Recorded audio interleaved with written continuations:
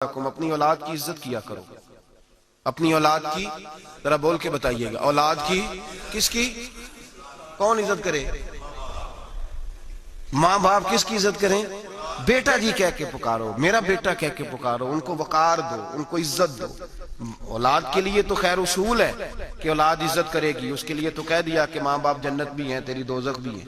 لیکن ماں باپ کو بھی حکم ہے کہ بچوں کے لیے اعزاز کے جملے استعمال کرے. ہمہ وقت کا ڈانٹنا، ہمہ وقت کی تلخی یہ مناسب نہیں ہے.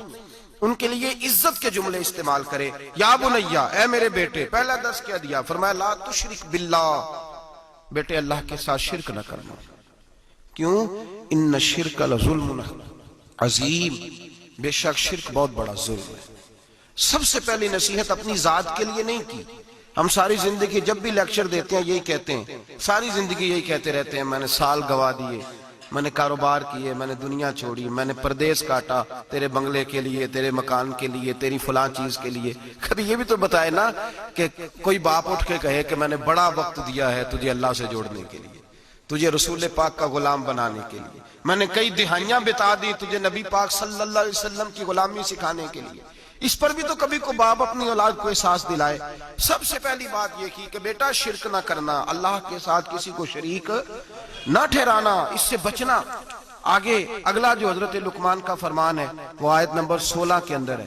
یہاں شرک کی بات کی، میں تھوڑی اس کی تفصیل عرض کروں گا اپنے بساط کے مطابق، لیکن پہلے آیات سماعت کر لیجئے، ان کا سادہ ترجمہ سمجھ لیجئے تاکہ آپ کے حاشیہ خیال میں عنوان آ جائے. سب سے پہلے کہا شرک نہیں کرنا، پھر اس کے بعد کہا سورہ لقمان کی آیت نمبر 16 میں ارشاد فرمایا یا بنیا، اے میرے بیٹے، انہا ان تکو مسکال حبت من خردل، اے بیٹے اگر تو اتنی برائی بھی کرے جتنا کہ ایک رائی کا دانہ ہوتا ہے. رائی کا جو دانہ ہوتا ہے وہ چھاؤں میں رکھیں تو نظر نہیں آتا، وہ سورج کی روشنی میں نظر آئے گا. اگر چھاؤں میں دیکھنا ہوگا تو آپ کو لائٹیں جلانی پڑے گی.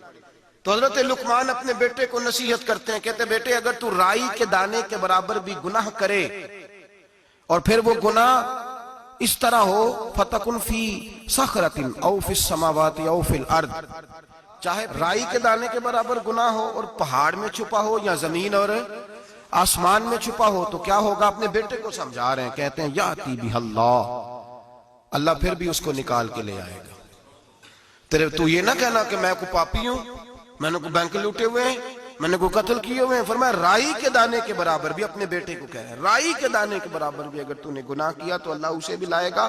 اور رائی کے دانے کے برابر ہو، پھر چٹان میں چھپا ہو یا زمین و آسمان میں چھپا ہو، اللہ پھر بھی اسے نکال کے لے آئے گا. اس لیے کہ